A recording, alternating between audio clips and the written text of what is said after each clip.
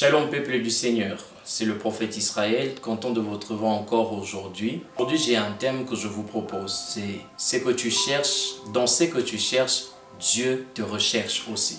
Notre texte de base se trouve dans 1 Samuel chapitre 9, où on nous parle de l'histoire de Saoul, des pertes des brebis de Kis, de l'histoire de Saoul qui était en train de chercher le brebis de son père et qui a fini par rencontrer la royauté. Il y a certaines leçons à tirer dans ces textes qui seront bénéfiques et qui vont nous aider à bien continuer notre marche dans le Seigneur. La première des choses et la première vérité que je vais nous dire est celle-ci. Certaines pertes que l'on constate dans nos vies ne viennent pas forcément du diable. Certaines pertes viennent de Dieu et ce sont les stratégies de Dieu pour nous rapprocher au projet qu'il a établi pour nous. Comme avec Naomi, il a fallu qu'il manque de pain afin qu'il descende à Moab pour que Ruth puisse avoir l'occasion d'entrer dans la famille de Naomi, d'entrer en contact avec Boaz et d'être dans la lignée de Jésus-Christ.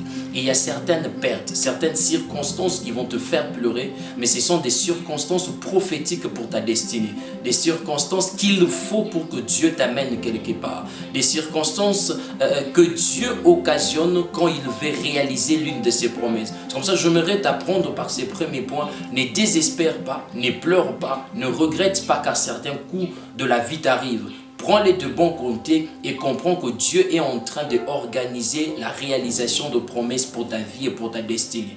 La deuxième des vérités que je vais nous dire dans ce texte se trouve au niveau du verset 10, 11 et 12. La Bible dit, quand Saoul arrive tout près de la ville, il pose la question aux jeunes filles. Il leur dit, est-ce que le voyant est là? Le jeune fille ont dit, il est là, il est en train de monter à la montagne. Hâtez-vous pour ne pas le rater.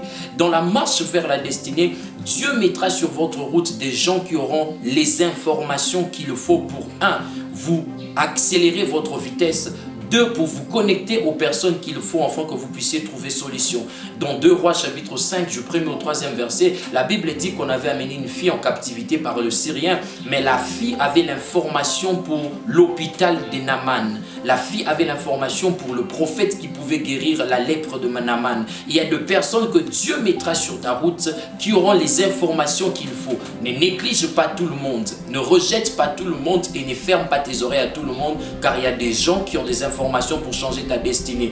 Bartimée a reçu sa guérison parce que les gens qui étaient tout autour lui ont dit, c'est Jésus de Nazareth qui est en train de passer. Si on ne lui avait pas dit, Bartimée n'allait pas crier. Tu as certes en toi la force de crier, mais il y a des informations qui doivent révéler ta force, afin que la guérison vienne dans ta vie. Que Dieu vous bénisse.